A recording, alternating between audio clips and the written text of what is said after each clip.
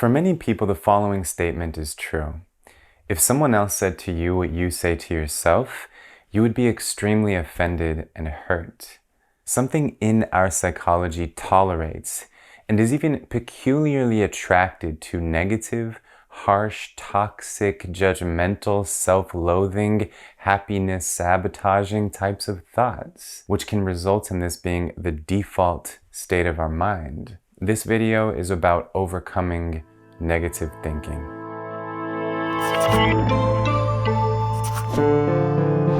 This is my December. Former lead singer of Linkin Park, Chester Bennington, famously experienced very negative thinking. I know that for me, when I'm inside myself, when I'm in my own head, it gets this place right here, this skull between my ears. That is a bad neighborhood, and I should not be in there alone. I can't be in there by myself. When I'm in that, like my whole life gets thrown off. Like if I'm in there, like I don't say nice things to myself. Like there's another Chester in there that's like wants to take me down. Chester seemed to have it all. He also faced adversity, including health issues, debilitating injuries, deaths of close friends, addiction, and even stalkers. But he had a loving wife, 7 children, and good friends. He was very rich, extremely successful in his career, and millions of people admired him. Linkin Park produced 7 albums and remains one of the best-selling bands of the 21st century. Yet still, Chester experienced severe, repetitive negative thinking. Many people can relate to this, and tragically, Chester didn't make it out of that bad neighborhood. The artist was found dead in his Los Angeles home yesterday. Authorities are investigating his death as an apparent suicide.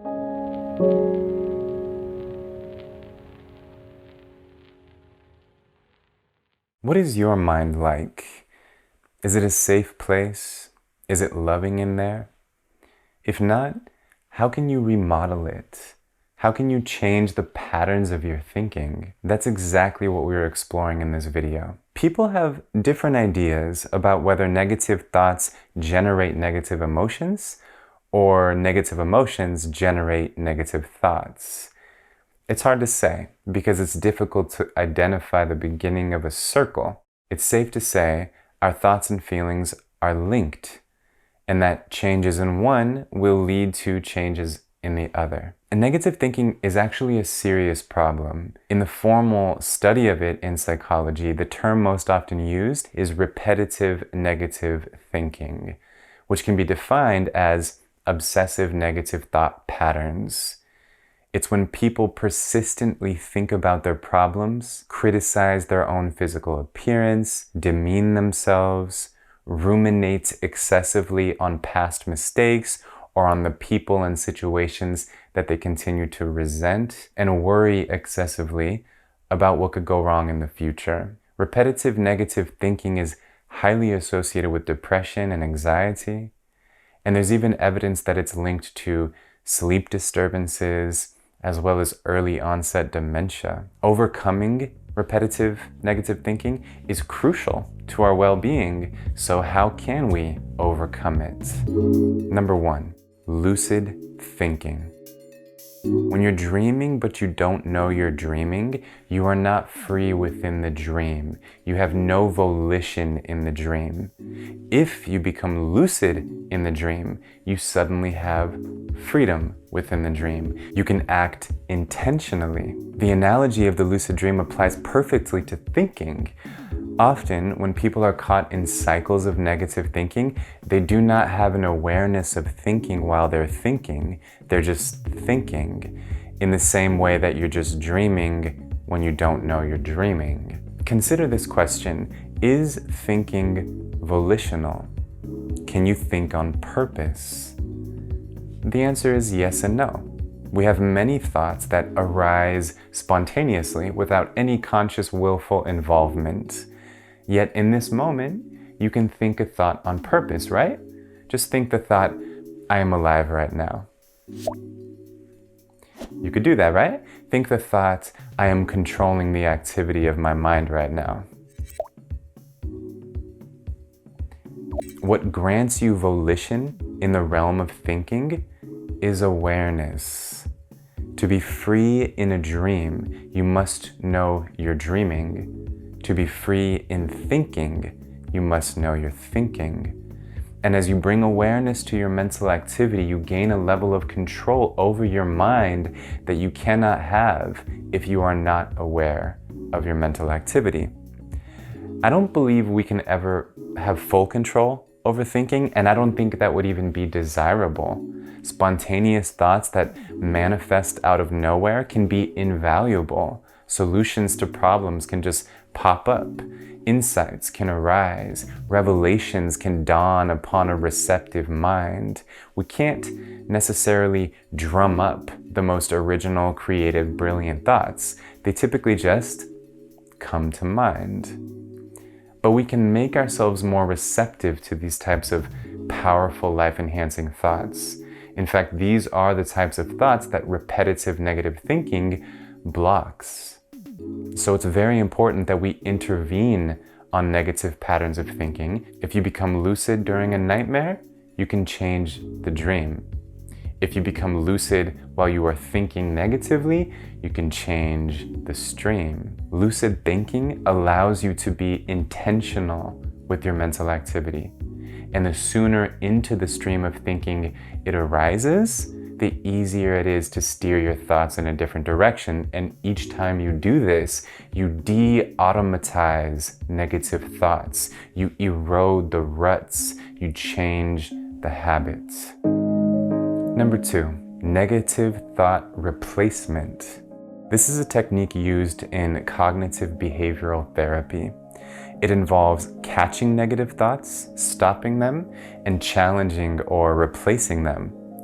Ultimately, it requires you to exercise deliberate thinking, which, remember, comes with lucidity. If you think, for instance, I'm probably going to mess this up. You notice that thought, you stop it in its tracks, maybe even by thinking the word stop, and then you can challenge it by thinking to yourself, there's no reason to believe that I'm going to mess this up.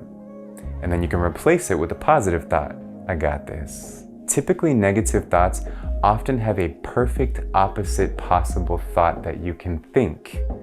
Hateful thoughts can be replaced by loving thoughts. And if you have nothing loving to think about the person you feel hate towards, then replace the person you're thinking about and think about someone you love. Worrisome thoughts can be replaced with hopeful thoughts. Fearful thoughts can be replaced with courageous thoughts. Jealousy can be replaced with admiration. Pessimism can be replaced with optimism. Doubtful thoughts can be replaced with confident thoughts. Guilt or resentment can be replaced with forgiving thoughts. And I know there are people who may find the idea of thought replacement to seem a little silly, and I agree that there is such a thing as toxic positivity, where people are dismissive of difficult emotions and avoid dealing with real issues by subscribing to irrational, magical thinking. So there is certainly discernment to be exercised when applying all of this. But it is definitely helpful to stop and hop off a train of thoughts that always take you to the same dark, depressed place. Number 3, act differently. So far, I've been offering suggestions for how to overcome negative thinking that are related to internal adjustments you can make, that are from the inside out. This suggestion is to overcome negative thinking from the outside in. I mentioned earlier that thoughts and emotions are linked. Behavior is another link in this chain. What is very important to realize about thinking is that it's mood dependent. Watch closely and you will see that you are never thinking negatively when you're in a great mood. And perhaps the most effective way to influence your own mood is through action. Mood follows action. If you act however you would act, if you were in a good mood, the good mood will come. And when a good mood comes, Positive thinking comes naturally. To act as if you are in a good mood when you are not in a good mood can feel forced. Sometimes we do need to just wallow. Sometimes we need to just embrace pain and sink into a depressed state. Sadness, it's up to you. Me? Sadness? Sadness is a very important character in our heads, but when heavy emotional states are becoming chronic, something needs to change. And that change can come from a top-down executive function decision to act in a way that is not in accordance with your bad mood. We often think of behavior as stemming from our thoughts and feelings, and it can work like that, but thoughts and feelings can stem from behavior. And you have the power to initiate action that your bad mood would not typically generate. And by doing so, you can uproot the bad mood, cultivate a good mood, and thus create a natural inner atmosphere for positive thinking. Number 4, spend time with positive people. This doesn't need much explanation. We wear off on each other, for better or worse. If repetitive negative thinking is getting the best of you, seek out people who engage in repetitive positive thinking. Not in an annoying way, where they blind themselves to real problems and suffering in the world, but in a way that is genuine and uplifting.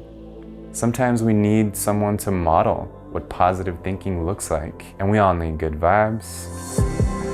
Number 5, seek support. There are some people for whom everything I've mentioned so far will only have a minimal effect because there are deep-rooted issues at the core of their negative thinking, which need to be addressed with the support of a professional or just a very wise, loving person. And for some people, there are biological underpinnings to their negative thinking. So if you have endured trauma and you feel you haven't had the opportunity to fully process it, seek help from a psychologist. And what I mean by process it is that you've been able to talk about it to a very good listener, that you have walked through it, not around it, that you have engaged in a meaning-making process related to the trauma, that you have been witnessed and honored as someone who has endured trauma, and that you know you have healed. For some people, one-on-one therapy is the way. For others, group therapy is the way. For most people, both are beneficial. They can be ways that you invite a bodyguard into that bad neighborhood with you.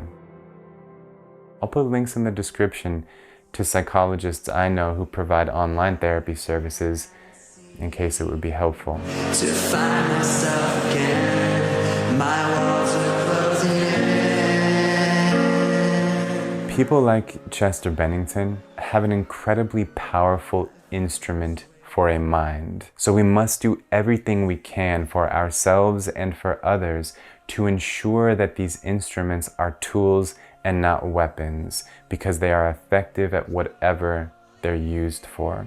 A poet once said, "The mind is its own place and in itself can make a heaven of hell or a hell of heaven." Thinking is powerful, but you are more powerful. You can get the best of your thinking without it getting the best of you. Thank you so much for watching. I hope this has been helpful. Special shout out to the subscribers of Psychology Is, and much love to all. Fear is how I fall.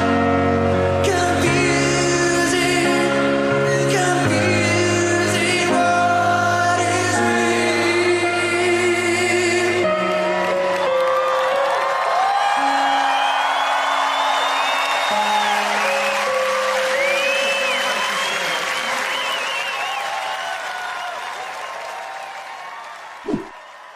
Thank you.